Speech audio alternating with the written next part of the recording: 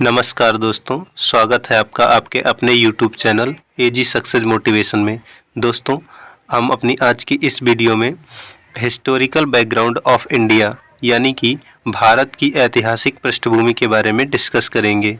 ये वीडियो दोनों भाषाओं में होगी। जो इसमें आपको लिखा हुआ मिलेगा वो इंग्लिश में मिलेगा और जो इसका एक्सप्लेनेशन है उसको जो है हिंदी में मिलेगा। ठीक है, तो अगर आप हमारे चैनल पर नए हैं तो चैनल को सब्सक्राइब करके नोटिफिकेशन बेल को ऑन कर लीजिए, जिससे कि हमारी आने वाली सभी नई वीडियो का नोटिफिकेशन आपको मिल सके। तो चलिए शुरू करते हैं। The British came to India in 1600 as traders in the form of East India Company। अंग्रेज जो है 1600 ईस्वी में व्यापारी के जैसे ईस्ट इंडिया कंपनी के रूप में भारत आए। ठीक है, which had the exclusive right of trading in India under a charter granted by Queen Elizabeth I। देखिए, जो कि इन्हें सिर्फ जो है पूर्ण रूप से व्यापार करने का अधिकार मिला था। और किसके थ्रू मिला था? देखो, भारत में इन्हें व्यापार करने का अधिकार एक चार्टर के द्वारा मिला था, जो कि गारंटेड था क्वीन एलिजाबेथ, मतलब महारानी थी, महारानी एलिजाबेथ प्रथम के द्वारा। ठीक है, ये इंग्लैंड की महारानी थी। आगे देखते हैं। In year 1765 the company obtained the diwani of Bengal, Bihar and Orissa. ठीक है, इसका मतलब है कि 1765 में जो कंपनी थी उसने जो है भारत में दीवानी क्या होता था? दीवानी एक मतलब राजस्व वसूलने का मतलब अधिकार था। ठीक है, तो इन्होंने बंगाल, बिहार और उड़ीसा के लिए दीवानी का अधिकार प्राप्त किया था। ठीक है, it was the time when they started its career as a territorial power. यह वही समय था जब इन्होंने अपने जो है कैरियर की शुरुआत एक क्षेत्रीय शक्तियों के रूप में की थी। ठीक है, इन 1858 after the revolt of 1857 the British crown assumed direct responsibility for the governance of India। 1857 के विद्रोह के बाद 1858 में अंग्रेजी ताज ने भारत की सीधे भारत के शासन की जो जिम्मेदारी है वो ग्रहण की या वो जिम्मेदारी उठाई।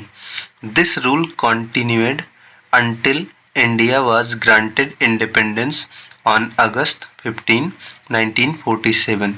और यह रूल, यह शासन तब तक जारी रहा जब तक कि भारत को स्वतंत्रता नहीं मिल गई, 15 अगस्त 1947 को।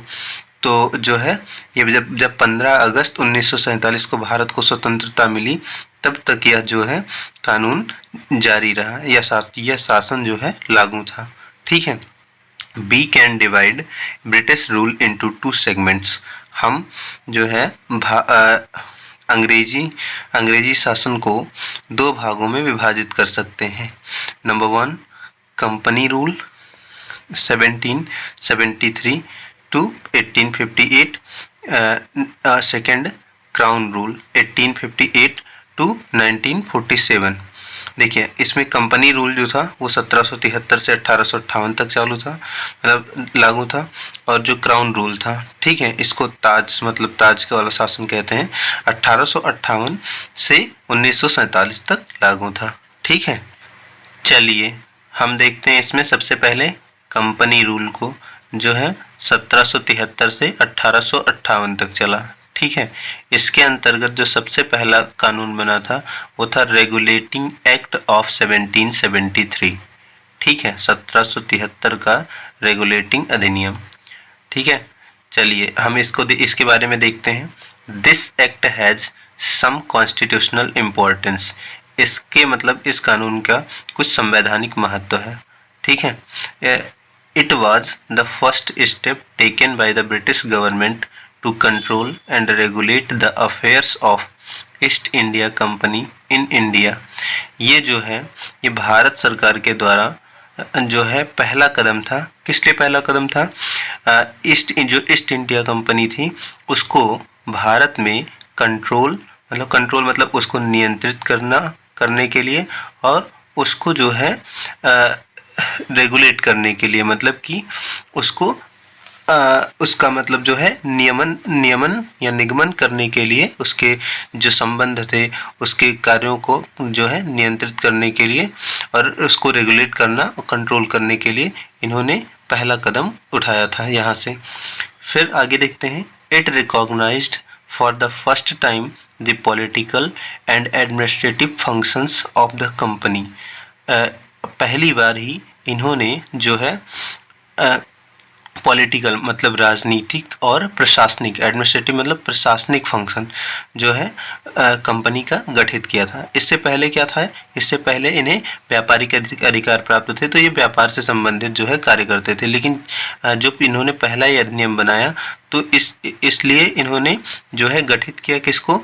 राजनीतिक और प्रशासनिक जो है फंक्शन को इसके कंपनी के। ठीक है। It laid the foundation of central administration, और इन्होंने जो है केंद्रीय प्रशासन की नींव रखी। इस जो ये एक्ट था, रेगुलेटिंग एक्ट 1773, इसके थ्रू ही अंग्रेजों ने जो है भारत में केंद्रीय प्रशासन की नींव रखी। ठीक है, चलिए आगे देखते हैं। फीचर्स ऑफ द एक्ट, जो रेगुलेटिंग एक्ट था उसके फीचर्स कौन कौन थे ये हम देखेंगे। तो इसमें पहला था, it designated the governor of Bengal as the governor general of Bengal and created an executive council of 4 members to assist him. The first such governor general was Lord Warren Hastings. देखिए, इसका कहने का मतलब है कि इस एक्ट का जो पहला मतलब विशेषता था ये था, गवर्नर ऑफ बंगाल को जो है गवर्नर जनरल ऑफ बंगाल बनाया गया। ठीक है, और जो है एक कार्यकारिणी परिषद का चार लोग सदस्यों की एक कार्यकारिणी परिषद का जो है गठन किया गया। किसके लिए किया गया? ये जो गवर्नर जनरल ऑफ बंगाल बनाया गया था उनकी मतलब सहायता के लिए। ठीक है, और जो ऐसे पहले गवर्नर थे जो गवर्नर ऑफ बंगाल से गवर्नर जनरल ऑफ बंगाल बने वो थे लॉर्ड वारेन हेस्टिंग्स। ठीक है, चलिए आगे हम अगला देखते हैं। Number 2, it made the governors on Bombay and Madras presidencies subordinate to the Governor General of Bengal, unlike earlier when the 3 presidencies were independent of one another। देखिए, इसके अंतर्गत जो है बम्बई और मद्रास प्रांतों के गवर्नर को जो है गवर्नर जनरल ऑफ बंगाल के अधीन लाया गया। ठीक है, मतलब उनका डिमोशन किया गया।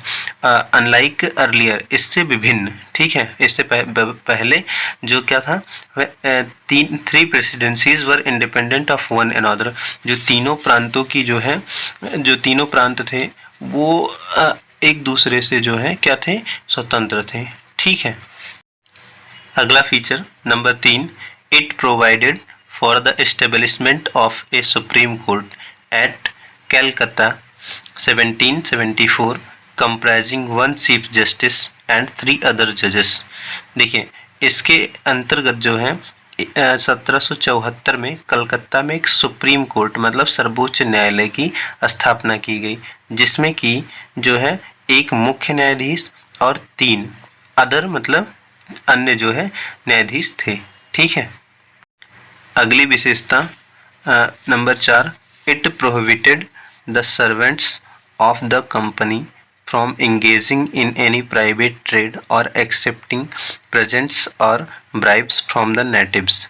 देखिए, इसके द्वारा जो है जो कंपनी के कर्मचारी थे, ठीक है, उनको प्रतिबंधित कर दिया गया। किस चीज़ के लिए प्रतिबंधित किया गया? Engaging in any private trade, अपना जो है निजी व्यापार करने के लिए, और एक्सेप्टिंग प्रेजेंट्स मतलब कि उपहार को स्वीकार करने के लिए, और जो है रिश्वत लेने के लिए कि वो रिश्वत ना लें, उपहार ना लें और कोई अपना जो है निजी व्यापार ना करें। इस चीज़ पे जो है प्रतिबंध लगा दिया गया। ठीक है। और किससे ना लें, ये थे देसी लोग, मतलब लोकल लोग जो थे भारत के, भारतीयों से ना लें ये, ठीक है। चलिए हम अगला फीचर देखते हैं, नंबर 5।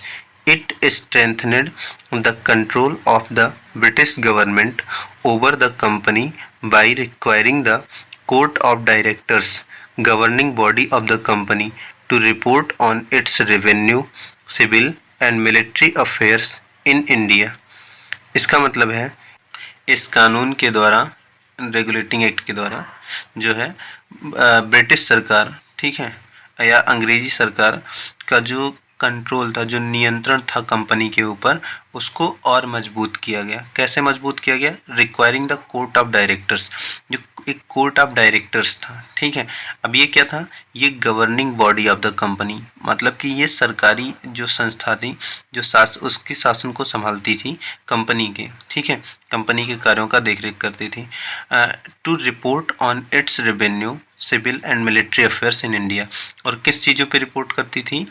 जो है राजस्व के, राजस्व मामले में, नागरिक मामलों में, और जो है उस सैनिक संबंधों के मामले में जो भारत में थे, ठीक है, भारत के इन मामलों में जो है रख रखाव करती थी। ये एक मतलब सरकारी संस्था थी, कोर्ट ऑफ डायरेक्टर्स, ठीक है, जो कि मतलब अंग्रेजी सरकार की, अंग्रेजी हुकूमत की जो कंट्रोल था उसको कंपनी के ऊपर और मजबूत कर दिया था, ठीक है।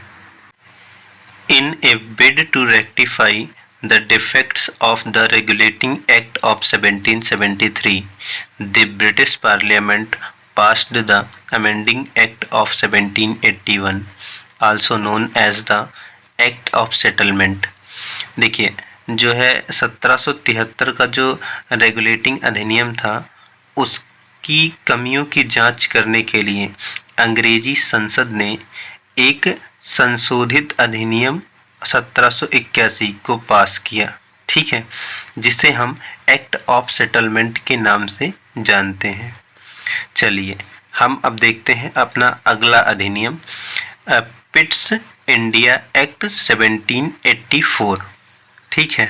इसके हम फीचर्स के बारे में देखते हैं।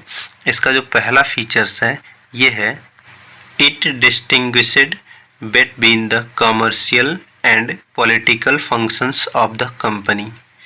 इसने जो है, इसका मतलब है कि इसने कंपनी के जो कमर्शियल मतलब कि वाणिज्यिक कार्य थे, ठीक है, या आर्थिक कार्य भी कह सकते हैं, लेकिन वाणिज्यिक ज़्यादा सही रहेगा, वाणिज्यिक कार्य और राजनीतिक कार्यों, ठीक है, के बीच में अंतर स्थापित किया। अगला फीचर है number 2, it allowed the Court of Directors to manage the commercial affairs, but created a new body called Board of Control to manage the political affairs. Thus, it established a system of dual government. देखिए, जो court of directors था, उससे इस अधिनियम के द्वारा वाणिज्यिक संबंधों को जो है मैनेज करने का अनुमति दिया गया, और एक नई मतलब संस्था का गठन किया गया जिसका नाम था बोर्ड ऑफ कंट्रोल। इससे जो है किस चीज़ की जिम्मेदारी दी गई? इसे दी गई पॉलिटिकल मतलब राजनीतिक संबंधों को जो है मैनेज करने की, ठीक है।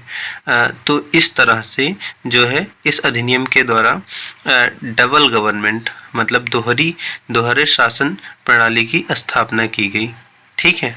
चलिए हम अगला फीचर देखते हैं, number 3, it empowered the Board of Control to supervise and direct all operations of the civil and military government or revenues of the British possession in India। देखिए, इसके द्वारा बोर्ड ऑफ कंट्रोल को ये शक्तियाँ दी गई। कौन सी शक्तियाँ दी गई थी? सुपरवाइज एंड डायरेक्ट, मतलब कि देख रेख और निर्देशित करने की। किस चीज़ को? All operations of civil and military government, मतलब कि नागरिक और सैनिक शासन से संबंधित सारी जिम्मेदारियां, और revenues of the British possession in India, और भारत के अधीन, ठीक है, भारत के अधीन अंग्रेजी मतलब अंग्रेजों के अधीन भारत को के राजस्व वाला मतलब मैटर था, उसका भी जो है अधिकार इन्हें दिया गया। Thus, the act was important for two reasons. अतः यह जो अधिनियम था ये 2 कारणों से महत्वपूर्ण था। फर्स्ट, पहला, the companies territories in India were for the first time called the British possession in India. जो कंपनी का क्षेत्र था, भारत में कंपनी का जो क्षेत्र था वो पहली बार, ठीक है, भारत में ब्रिटिश के जो है या अंग्रेजों के अधीन कहलाया, ठीक है। सेकंड, दूसरा क्या था, the British government was given the supreme control over company's affairs and its administration in India। देखिए, दूसरा जो था वो था अंग्रेजी सरकार को जो है कंपनी के संबंधों और इसके प्रशासन के मामले में सर्वोच्च नियंत्रण या सर्वोच्च सत्ता दी गई कंपनी के ऊपर, ठीक है। तो दोस्तों, ये थी हमारी आज की वीडियो। आपको वीडियो कैसी लगी ये कमेंट करके बताइएगा। अगर आपको वीडियो पसंद आती है तो वीडियो को लाइक करें, अपने दोस्तों के साथ शेयर करें, और अगर आप चैनल पर नए हैं तो चैनल को सब्सक्राइब करके नोटिफिकेशन बेल को ऑन कर लीजिए, जिससे कि हमारी आने वाली नई वीडियो का नोटिफिकेशन सबसे पहले मिल सके। तो आज की वीडियो में बस इतना ही। मिलते हैं आपसे अगली सीरीज़ में। तब तक के लिए नमस्कार।